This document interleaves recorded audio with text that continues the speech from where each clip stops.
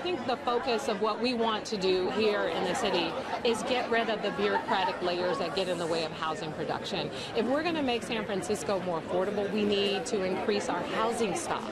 That is like one of the most significant ways we can get to a better place around affordability. I mean, everything is so expensive. When you look at even commercial space is expensive and housing is expensive. And we have, in between 2010 and 2015, created like 1 unit of housing for every 8 jobs. And then you have people who are moving to San Francisco fighting over the last 2-bedroom, and the person who makes the most money more likely is going to be the one to get that 2-bedroom.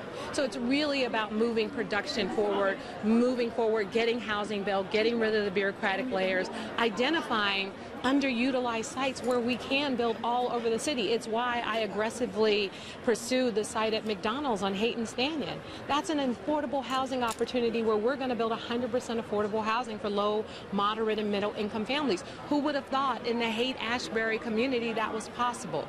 So part of that is building, it's right, we can build expensive housing, and I was talking to the Planning Commission today, and it's all expensive because in order to encourage someone to build, you need to get a developer who runs a business and presumably wants to make money. If they're going to make money, they have to charge a lot, whether it's rent or they're selling the unit. But then it's not affordable, and you get to the situation in San Francisco where everything's luxury. So when you talk about affordable housing, and I know you haven't read the report, we're not going to talk about that, but I was talking to the Planning Commission today, and at some point, do there need to be subsidies from the states?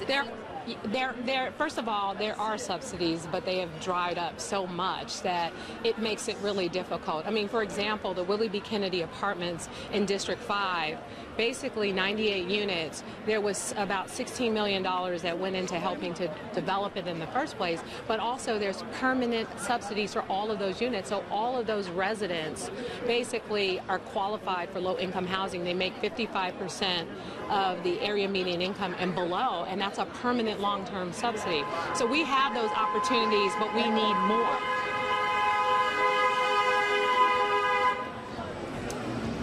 We have those opportunities for subsidies in San Francisco, but we need more.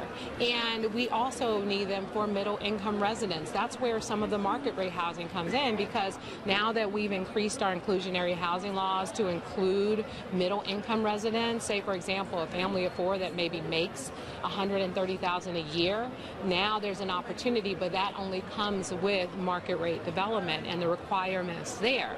And you need subsidies to do that, right? Well, they're not subsidies. They're part of the requirements under the development. So, for example, they could either build those units on site in their development, or they can pay an in lieu fee. Okay. And those in lieu fees can actually be used to build more housing for various income levels. So basically, you'd like to find more subsidies and also ensure that developers are building affordable units along with market rate units. It's part of the law here in San Francisco. The market rate developers are required to either build a certain percentage of affordable units or pay a fee. Those fees help us develop 100% affordable housing without the subsidy. So part of it is also looking to the state as well for opportunities for building. I know Assemblymember David Chu is working on something for subsidies from the state for middle income housing. I know that the feds, that's been a bit more challenging, trying to get more support with all the taxes we pay from San Francisco and California. Oh, no way. But you know what? The cavalry's not coming. And we have to, yes, go to the feds, go to the state, but more importantly, look at solutions here in San Francisco for the purposes of developing other revenue streams for housing. I'm looking at a bond. I'm looking at capital planning for a bond so that we can look at building modular housing. We want to look at building a factory here. We could produce modular housing. I mean, there's no one way to build and get more housing production, but we just got to cut back on some of the red tape. We also have to make sure that housing is built in all communities, and that has been a bit of a challenge. We don't want to get rid of the public process, but we want people to understand exactly what this means. People, for example, who live on the West Side, they have kids who are growing up in San Francisco who can't afford to live here anymore. And part of that has everything to do with not having enough housing stock. So we got to do better. Okay, thanks so much. Thank I really you. appreciate Thank you your so time much. tonight. Hope to see you soon. Oh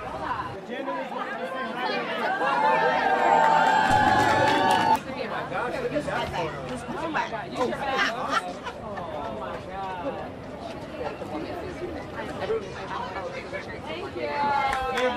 Ahmed and the janitors really wanted to say hello really quickly. We're going to step out of the way.